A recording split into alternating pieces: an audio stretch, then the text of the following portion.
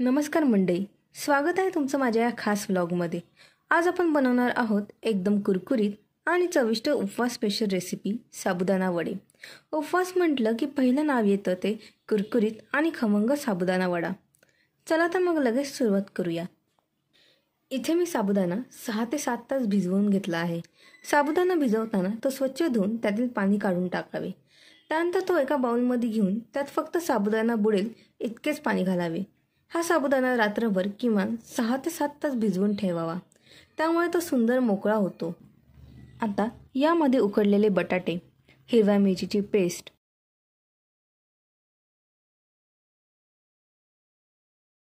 जिरे, शेंगदाण्याचा कूट, चवीनुसार मीठ आणि हवं असल्यास थोडंसं लाल तिखट हे सर्व एकत्र मिक्स करून घ्यावे।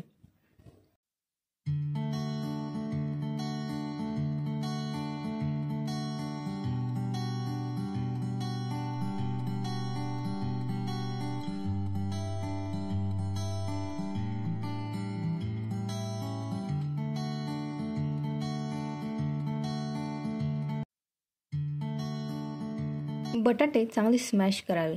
या मिश्रणात पाणी घालायची गरज नाही, कारण बटाट्यामुळे मिश्रण एकजीव होते।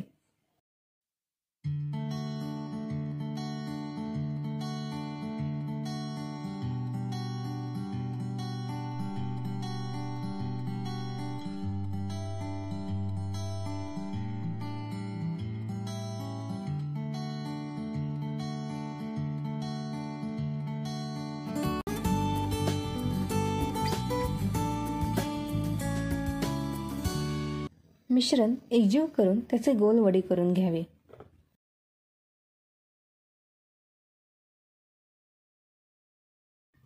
एक गोळा तळहातावर घेऊन मध्येच हलकेसे दाबून चपटे वडे तयार करून घ्यावे।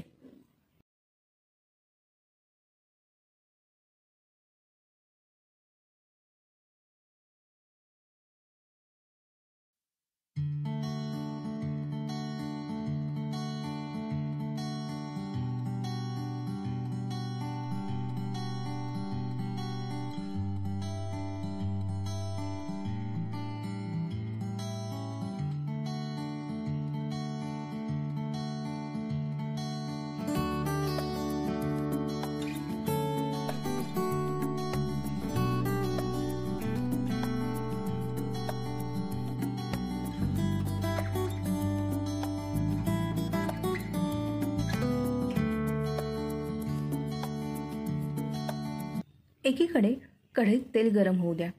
तेल गरम झाले की त्यामध्ये एक एक वडा सोडा। वडे मीडियम फ्लेमवरती डीप फ्राय करून घ्या।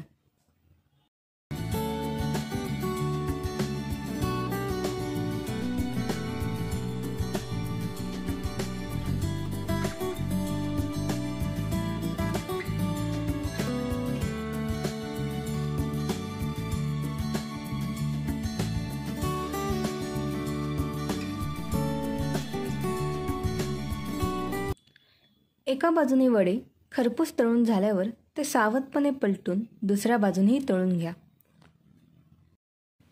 दोन्ही बाजूंनी सुरेख लालसर रंग आल्यावर वडे छान फुलून येतात आणि कुरकुरीत होतात। तुम्ही बघू शकता, छान टम्म फुललेले लालसर खरपूस असे वडे तयार आहेत। तयार आहेत झणझणीत आणि छान फुललेले साबुदाणे वडे। किसलेल्या काकडीची कोशिंबीर किंवा तळलेल्या हिरव्या मिरच्यांसोबत गरमागरम साबुदाणे वडे सर्व करा।